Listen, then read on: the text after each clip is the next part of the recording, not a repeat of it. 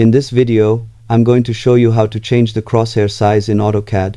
Adjusting the crosshair can improve visibility and make it easier to work accurately within your drawings. To begin, type OP in the command line and press Enter to open the Options dialog box.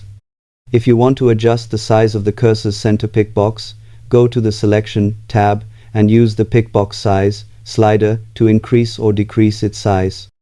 Next, switch to the Display tab.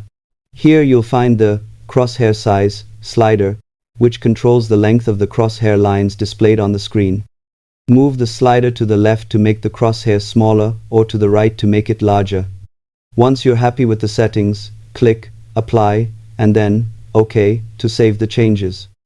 Customizing the crosshair and pickbox sizes can make object selection easier and improve your overall drafting experience. Thanks for watching and happy drafting in AutoCAD.